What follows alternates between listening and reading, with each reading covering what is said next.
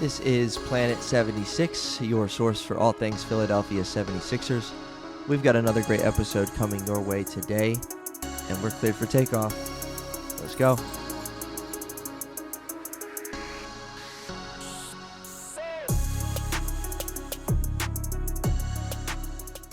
Philadelphia 76ers fans, Planet 76 fans, Philadelphia sports fans in general, James Harden is a Philadelphia 76er. Mike, how we feeling, bro? Dude, what a glorious day. What an absolutely psychotic day. But in the good sense. Sometimes crazy isn't good, but sometimes a little bit of crazy can be good. And today, I think that's the case today, for sure. I think that's the case. I have to say it again. James Harden is a Sixer. He's a Sixer.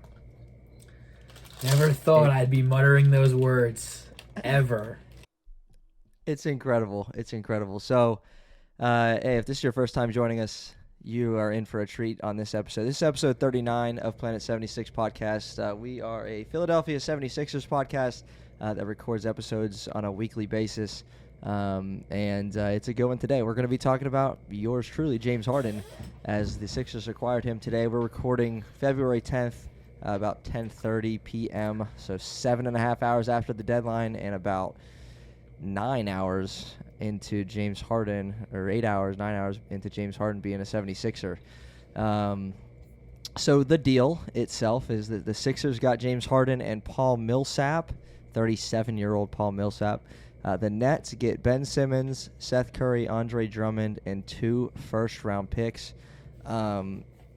I don't even know. What was your initial reaction? So you see the news breaks. Obviously, it goes to, okay, it's Ben Simmons and who do we give up? What's your initial reaction when it was those two pieces? My initial reaction was honestly kind of like, okay, this is okay. I read Simmons, I read Curry. I expected to see Thibault. Again, a name that a lot of us probably, expected to see be dealt for Harden, but thankfully not. And, it was Drummond. And I'm thinking, it's funny because I actually remember what I was thinking. I was thinking, wow, they really took Drummond, huh? Really, that's really interesting that they took Drummond as opposed to like Thibault or something. And then after that, I went on Instagram Live for like a half hour, and I was just pondering. I was like, I was just thinking. I was like, I actually cannot believe. Like, and I keep telling people this when I'm talking to like my friends and stuff. I'm thinking about it, and I'm in deep thought about it, and it doesn't even seem real. Like it does not seem real at all because this morning, when things were like, okay, it doesn't seem like there even has been much conversation between Marks and Morey. And then 1:30 p.m. Eastern time, I think, was it Shams? I think Shams First, won. Yes. I think Shams won this one. He won this round. Yep. Shams Charania, 1:30 p.m. The 76ers are acquiring James Harden. Bro. Wow. Incredible. I mean, incredible. My initial reaction, I remember, you and I were messaging back and forth yesterday, and, I was in the camp that, like, I cannot stay off Twitter. I cannot stop looking, and not because, like, it's certainly not because I believe everything I read or anything like that. It was just because it was fun, and, like, it's very seeing fun. People with 3 followers say, James Harden to the Sixers for, Ben Simmons in a bag of chips, like stuff like that is just hilarious. Every verified account on Twitter. Right. Oh my gosh, James Harden. Yep, that. So, yeah, there's either verified accounts who say stuff and you're like, well, wait a minute.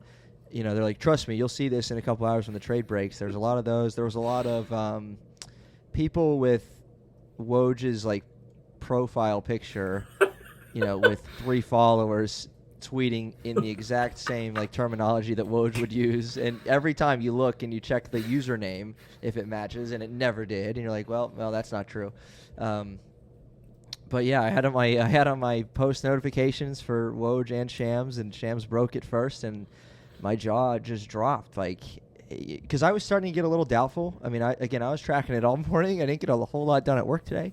I was tracking it all day, and 1 o'clock rolled around. I'm like, okay, there's 2 hours. There doesn't seem to be a lot of traction, and then kind of just boom. Pretty exciting day to be a Sixers fan. No, I mean, what a day. Extremely. James Harden is a 76er. So extremely. Let's talk about even like how this came about, because we've been talking about here on Planet 76 Ben Simmons being moved and what that's going to look like for literally months. And James Harden was never one that we really talked about, obviously. And last week's trendy topic was Bradley Beal, who was just ruled out for the season now. Surgery. And then James Harden out of nowhere. What kind of things had to align and work for this? The stars had to align in a sense, and they did. What stars did align for this to happen, if that makes sense? Well, I mean, for starters, I think it all comes down to Harden. Again, Woj reporting this morning that Harden apparently wanted a trade. He just wasn't sure about actually requesting a trade. Again, I don't know.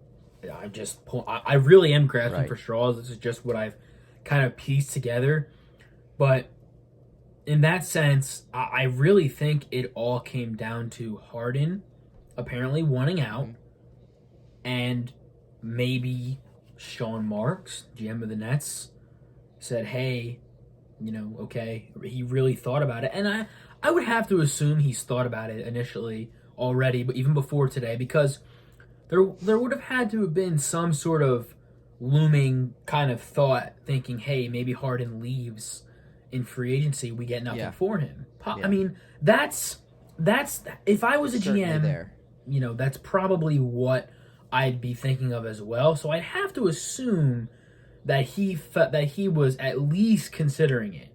And with that being said, I think the combination of those two things, and obviously Daryl Morey wanting Harden for the longest time, literally a year. Right. I think the culmination of those three is really what brought us to this point. And whether or not Morey had his hands in it, since he got to Brooklyn, he probably did somehow, because again, he did trade for Harden back in Houston. So they clearly have a relationship. He was with Harden for 7 years, 8 years before Harden got traded. I'm sorry, before Morey, I believe did he step down or was he fired?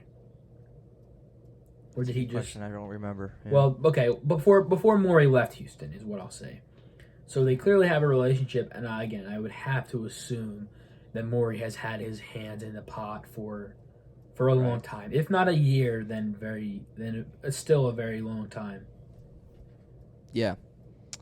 Well said. I mean, again, the stars aligned. I was thinking about, because I knew I was going to ask you a similar question to that, about 20 minutes ago. I was like, I'm going to ask Mike that and get his take. And, my mind immediately went like bigger picture, and then even just in the tiniest of details I don't know why my mind went here, but it did. But think about the fact that Brooklyn Nets are on a 7 or 8 game losing streak right now.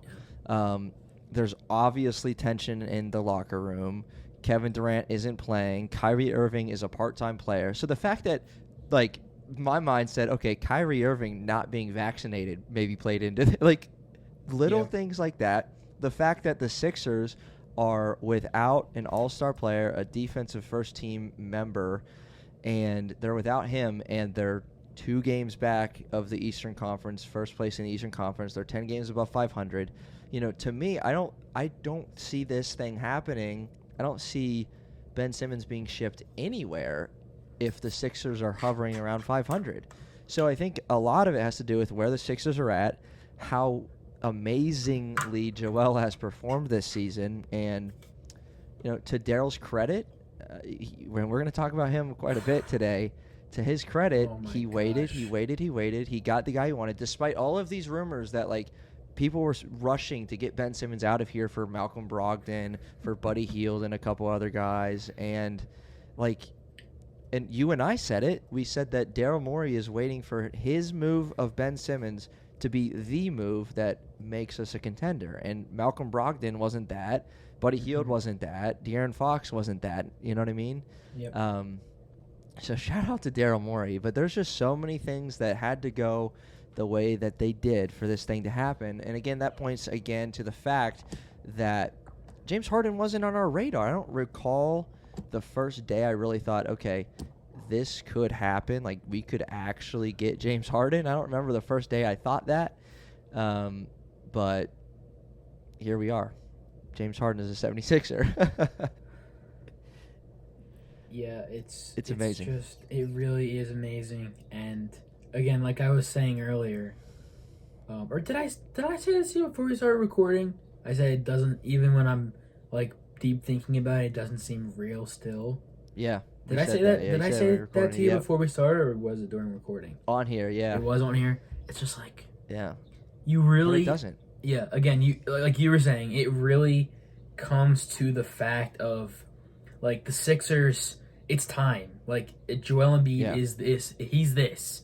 He's not gonna fall off the face of the earth, but there's certainly no guarantee that he plays this way again. I mean, and we were saying that last season because we didn't know, and we don't know still. So there's no guarantee he plays this way again. Like, okay, Harden's here. He's opting into the next year of his contract, next year with the Sixers. So, okay, here it is. It's time. It's literally Harden or nothing, because Beal is getting surgery. Dame is clearly out of the picture now. I think that's clear. I think that's very clear, especially after this past 4 days of the trade deadline. So it's Harden or nothing. Like, there no other caliber, no other player of his caliber or even close is gonna suddenly become available in the next 6 months. It's just not happening. The guys at the top are staying. Like, every player, every other player in the top 10 is either Joel Embiid or staying with their teams. So it would have been foolish for Morey to not get this deal done. Absolutely. Yep. Well said. Do you have the outline pulled up? I do not, but I will find it. Dude, you should pull that up. And while you pull that up, let's talk about... So the Sixers lineup as it currently sits, outside of a few deals potentially in the future in the buyout market and that kind of thing. Yes. So we're looking at Tyrese Maxey, James Harden, Matisse Thybulle, Tobias Harris, Joel Embiid, and then a bench consisting of Shake Milton whenever he gets back, hopefully soon. Danny Green, Isaiah Joe, Furkan Korkmaz, Niang, Paul Millsap, for now, I guess. Mm-hmm. Charles Bassey and Paul Reed in the mix there. But if you have that pulled up, why don't you go ahead? Reed, I want to get your take on that tweet up in the top right-hand corner, Rich Hoffman. So read that and give me your take on it. So there was Rich Hoffman on Twitter. I've heard of this guy. I'm not too familiar with him. I know he's obviously something with the Sixers, but there was real pressure on the Sixers to get this deal done today. Harden comes with his risk, but if Simmons was on the team for the rest of the year, the Sixers' title odds were 0. Big fat 0. I agree. We can argue what type of chance they have now, but the fact of the matter is they now have one. I think that's really well said, and I think that speaks to what I've been saying, what we've been saying on here on the podcast. I think, yes, I 100% agree, and literally what I said a few minutes ago, like, it was time. I didn't even see the outline. I just I this is the first time of me seeing it. Like, it's time. Like, there was gonna be no other player that was gonna suddenly become available in the next 4, 5, 6 months. It's time. You have Simmons. He needs to go. You need a guard. You need a player who can do the things that James Harden does. Nothing else. That tweet kind of sums up this whole thing for me, and it's just like, bam. Sixers, without making a deal for a caliber player like that, star caliber player like James Harden, they weren't going to win an NBA title this year. No. Do I know they're going to win one this year? No. But, do they absolutely have a chance? Yes. Because they have James Harden and Joel Embiid wearing the same jersey in Philadelphia for your Philadelphia 76ers, and that's an exciting thing. And, again, I think, like you said, this tweet kind of nailed it. It hit the nail on the head. James Harden is so freaking good at the game of basketball, and he's coming in. I saw he's gonna wear number 1. I think I saw you post that. I did say, That's, That's kind of sick. That's sick. It's not as sick as him wearing number 25, but number 1's pretty tough. Yeah, and I think too. I mean, we said it here. I said it. We said it last week. As good as the Sixers have been, even as fun as they've watched, maybe even surprising at times that they're 32-22. And if they didn't get a deal done last week, I said, well, I'm going to be disappointed. Because I knew the reality, as good as they've been, they're not going to win a title. And now I'm super excited, you know what I mean? Because they have a chance. And shout out to Daryl Morey. I don't know what else you want to say about him, but shout out to Daryl Morey. I would love to just get a minute of Daryl Morey. Just really, like, what I'll start off by saying is to the people that in their heart were content with settling for a trade that may or may not have gotten the job done in terms of moving the needle, as we like to say, for the Sixers. Where are you now? I would like to meet you because, like, I want to know what you're thinking. These people, hypothetically speaking, of course, wanted the Sixers to take this deal. Okay, good deal. Malcolm Brogdon's very good. Looking back, I can't even imagine what Daryl Morey was like. Like, this dude is on another dimension. Like, he doesn't even operate like we do. He's just a human supercomputer. Like, this dude is a mastermind. He waited 7 months to trade Simmons while having the leverage however many days that is, all 7 of those months, without ever skipping a beat. There wasn't any time ever you were like, oh, maybe Morey's folding here. Well, what should they do? He was in the driver's seat the entire time. Come the 2022 deadline, trades Ben Simmons, a player everyone wanted to get to the Kings, to the Pacers, to the Timberwolves, to the Raptors, for James Harden. For James Harden. So again, I say, to the people that wanted this trade, to everyone, the Sixers should have accepted that deal. It was really good. Let's talk. Let's have a conversation. Daryl knew. Let's have a conversation, because I would love to know what you're thinking now. Really. Well said. Daryl Morey, unbelievable job. And to think even everything going on around Simmons and the chirping of Simmons' stock has plummeted. Yeah. The longer it gets, the less trade value Ben Simmons is going to have. You hear all of these things, and then you go get literally the best possible player that you can get. Unreal.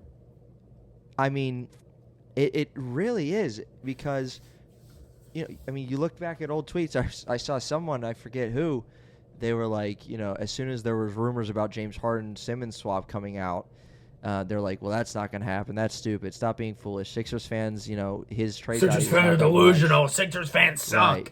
Every word in the book about Sixers fans. Look now. Like, yep. And to, I don't want to say to Ben Simmons' credit, but to his credit in terms of the career that he's put together so far, it's not like a ridiculous trade. It's not like Ben Simmons is a quality basketball player who's going to I don't want to say I wish him well, but part of me, I'm very conflicted here.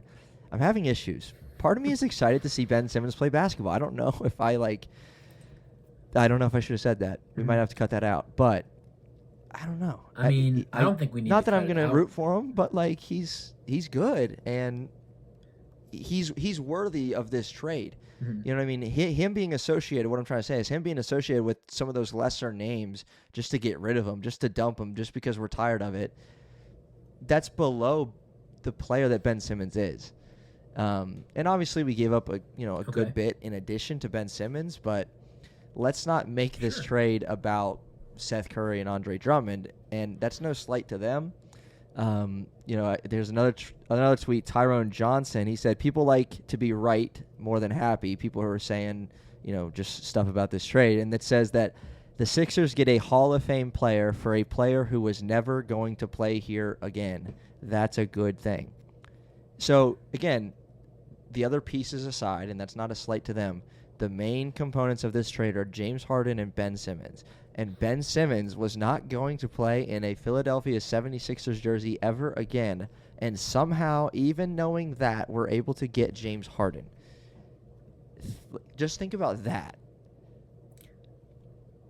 Other guys aside, other pieces aside, that's pretty remarkable stuff. And I don't usually agree with a lot of the things Tyron Johnson says, but when you put this trade in its most simple form, that tweet is it. A player who's never going to play for the Sixers again, despite everything and anything that the team, coach, GM, players have tried to do. A player who's never going to play for your team again. You get a Hall of Famer, you get an MVP, you get an All-NBA player for him. Yeah, I understand Seth Curry. I'm sad he's gone as well. He was a great player, really. And I'm not even being sarcastic. Drummond was fantastic. I've been singing his praises. We've been doing it on this podcast all year. But guess what? It's James Harden. Yep. Period. It's James Harden. It's amazing. And wow, this is the James Harden episode, and I am digging every single second of this.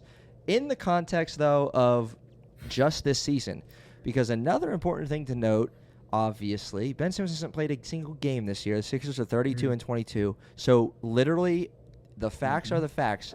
When it comes to playing basketball this season, the Sixers are getting James Harden for Andre Drummond and Seth Curry.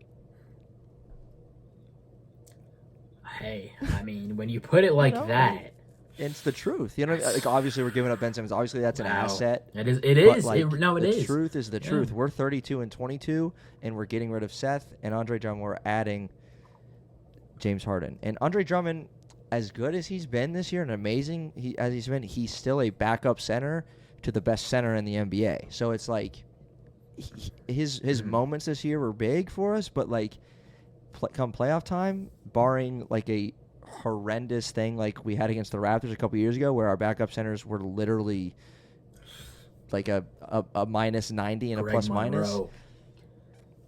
Amir Johnson, Greg Monroe, Boban Marjanovic, Jonah Bolden. So let's go there, I have though. a t-shirt on my wall. I'm reading it. Obviously, the Sixers are literally, in the simplest way we can say it, they're down a backup center who was good this year, and they're down their starting shooting guard. They get James Harden, obviously, who can shoot. Little different player, of course, but they're down a shooter, and they're down a amazing rebounder. What do they do? What's the plan? And what do you think's a bigger need between those two things, if you had to pick one? Well, honestly, I think that extra shooter is bigger because I think guys like Millsap, guys like Bassey, Reed, I think any combination of those three can sort of make up for a little bit of what Drummond leaves behind, or should I say, what the Sixers will be missing without Drummond. And I think in terms of shooting, obviously the Sixers still have Green, still have Joe, still have Quirk, which by the way, Danny Green is shooting almost 40% from three this year. People really? are calling him a bad shooter. I call him a bad shooter. I just don't like him. in what way? I've never called him a bad shooter. I know. No, I'm not talking about you. Him too. Yeah, I mean that's fine. That's fine. So like shooting is there, you know. I think to agree. Oh, and Niang. I mean, he's a decent shooter. And Milton when he's back is a decent shooter. I really hope he comes back. That would be nice. So I would say probably a backup, and you know I like Charles Bassey. I think he's solid. I'm not sure how much faith Doc and Morey and Daryl have in him, but you know if the situation arises where they're gonna need a backup center without being able to get one, I think Bassey could get the job done. Again, I think Reed, Millsap can have some of those minutes.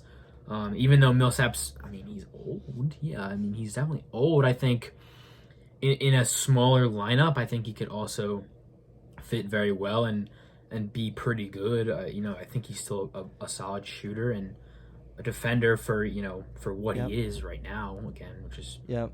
kind Well, of and old. the thing is, But and it all I comes think it back could to, work. again, this fact that we're not, and I'm thinking more playoffs, of course, because we're only 25, 26, whatever Yeah, of games course, away from that. playoff oriented. And we're not Mm-hmm. asking whoever is going to fill in this position to play 30 minutes a game in the playoffs. So as you say, it's a combination of Right. 2 or 3 guys. It's going to be a team effort. It might depend on literally who's on the floor for the other team at the time when we spell Joel some minutes. The hope is that, again, they can get it done. That is a little bit of a worry for me, though. Like, personally, if I had to pick one, I don't know, just for the sake of it, I might say the backup center need. And again, just because you said the shooter need, but I think it's there, and time will tell. Obviously, very quickly, if one of these guys can, or all of these guys can combine and get the job done on that position, on that end of the floor, especially on defense. But I certainly don't think the Sixers are done. I think there's going to be some potential over these next few days, in the market to get a shooter and to get, another big man. I've heard Tristan Thompson could be bought out. But I don't know any other names as to who, but another couple pieces would be nice. And we obviously have an empty roster spot now. So that's going to be something to keep your eye on. I think that it. I mean, other than that, what else do the Sixers need other than those two things? Is there anything pressing in your mind? No, I mean no need for defense. Still have 2 all defensive level players. No need for. I mean, in terms of like all around, no need for shooting. I mean, plenty of shooting. Harris, Harden, on most nights because. I mean, people want to talk about his percentages this year. You got to use context. He had a slow start to the season. He missed a few games. And in terms of overall well-roundedness of the team, I think one thing that sticks out is the backup big position. Whether it be center, whether it be Niang's a power forward, so Right. center in this case. So that's that's really the only thing. I find it fascinating that people on Twitter or wherever or even like mainstream media a tad are saying that James Harden has taken a step back, and the dude is averaging 23 points, 10 assists, and 8 rebounds. If that's a step back, give me some of that. Maybe in points, like I said, maybe in shooting percentages. That's percentages. because he's playing with Kevin Durant,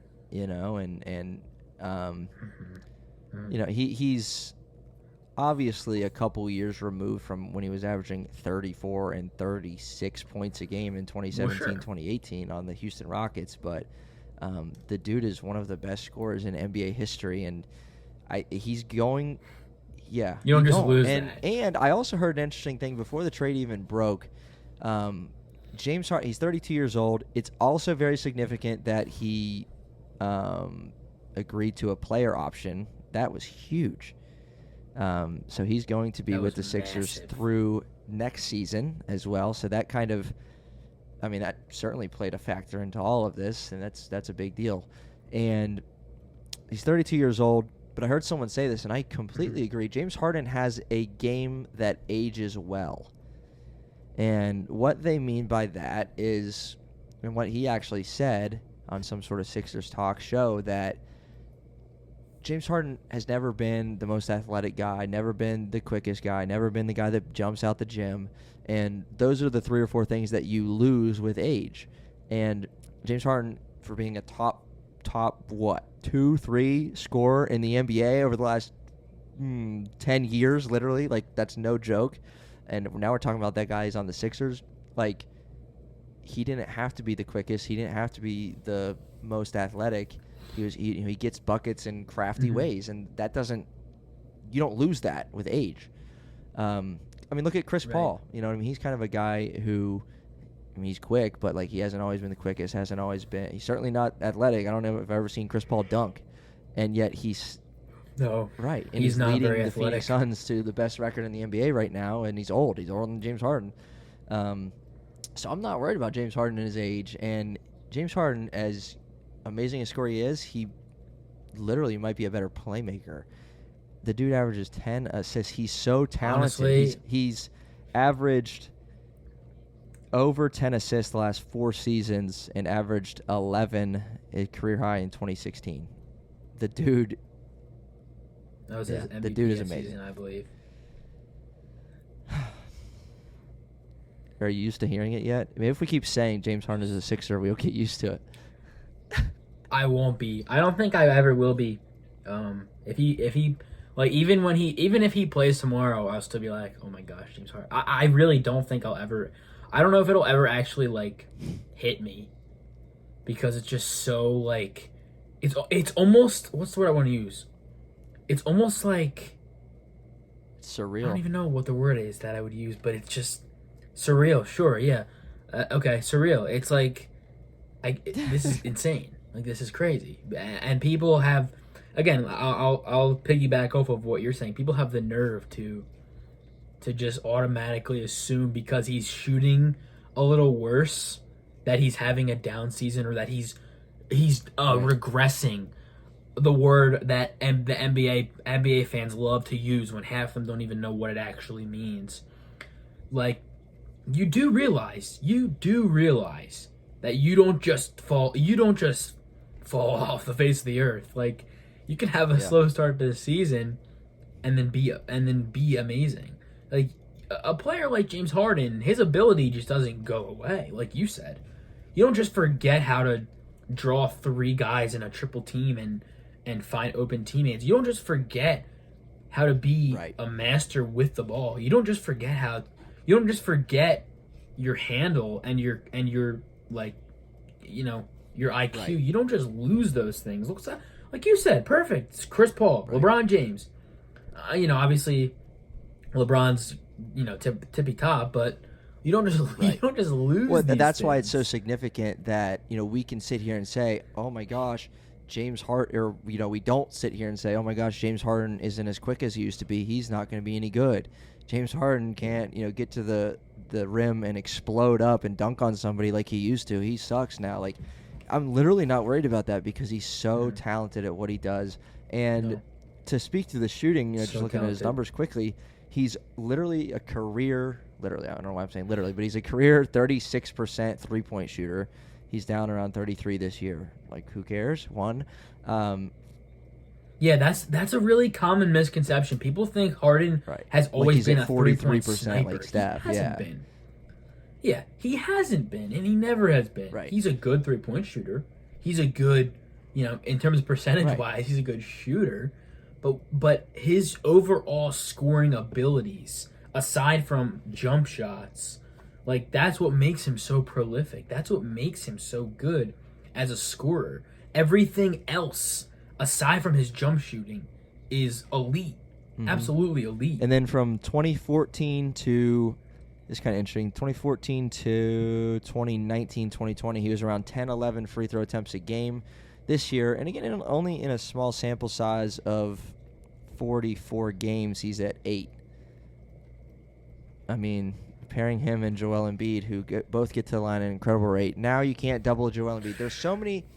Let's go here and then maybe a couple other things, and we could go all night. But speak to how you think James Harden is going to help everybody else on this team.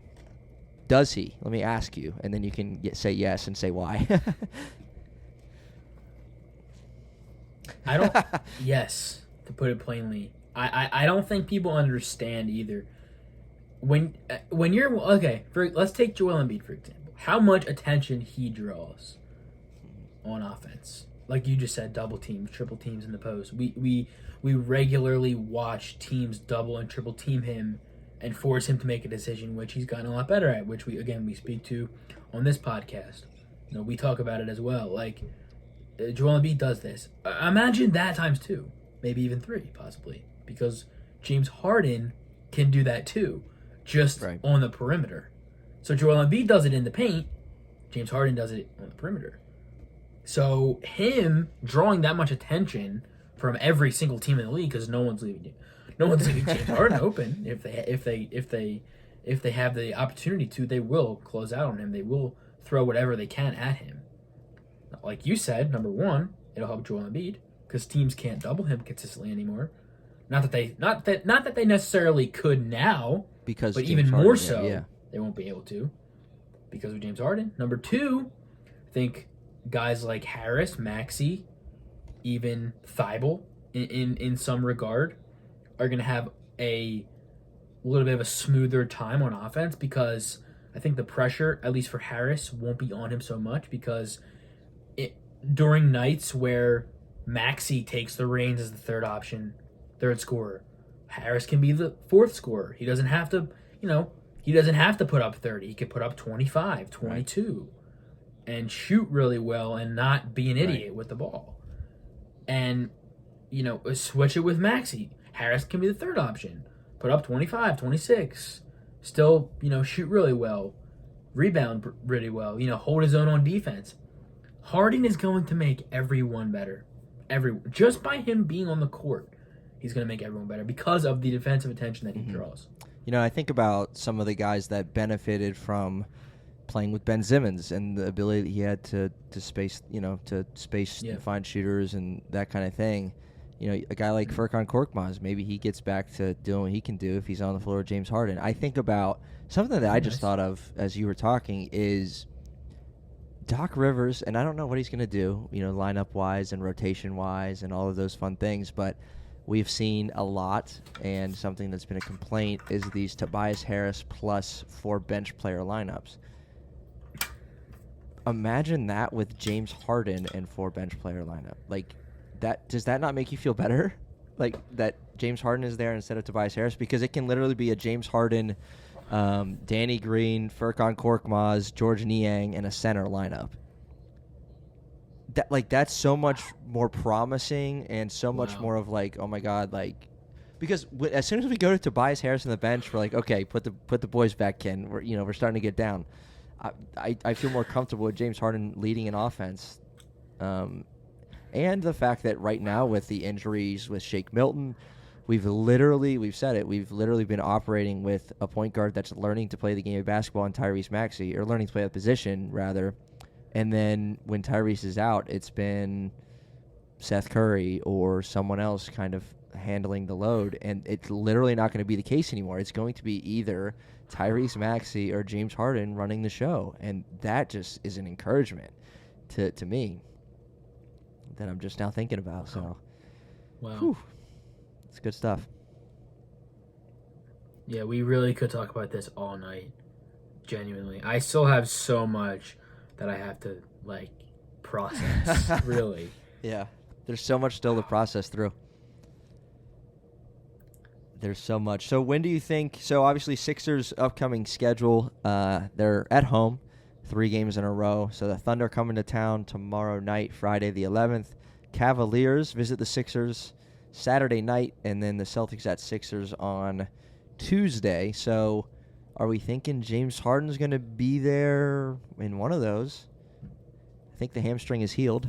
I mean, they're all home games, so ideally that would be nice. For when?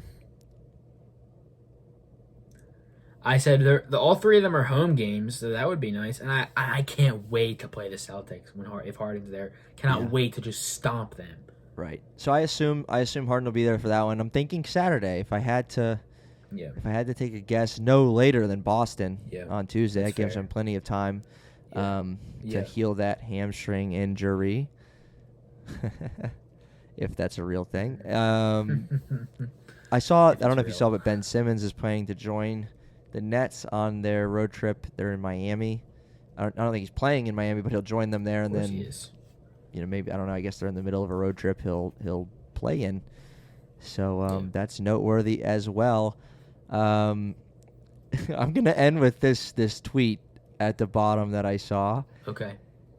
So the Sixers, the Brooklyn Nets are scheduled to come to town on March 10th, and this guy, random guy, Tyler, shout out to Tyler. If you're a fan of the pod, welcome. Glad you're here. Ben Simmons' first quote-unquote frosty freeze-out is going to be the greatest thing of all time. I agree. If he plays, I'm not going to be surprised one bit if he doesn't play March 10th. Yeah, I don't. But if we see them in the Neither will playoffs, I. guess what? He's playing. Oh my God! Is If he? he's that soft, I don't know, bro. dude. If Steve I don't Nash know, can't get dude. this man to play, so yeah, I saw that too. It'll be Kyrie can't play at home, and Ben Simmons can't play in Philly. That sucks. Sucks to be them. Enjoy and good riddance to you, Ben. Wow. Good riddance. Thankfully, finally gone. And Michael, who did we get today? Who's the newest member of the Philadelphia 76ers? James Harden. If you didn't know, it was James Harden. James Harden is a 76er. And this is Planet 76, episode 39. Join us next week for episode 40 of the podcast. We will break down James Harden's earliest action in a Philadelphia 76ers uniform, wearing jersey number 1, teaming up with number 21, Joel Embiid. It's going to be a lot of fun. Yes. We're in for a good ride, and that's it for Planet 76.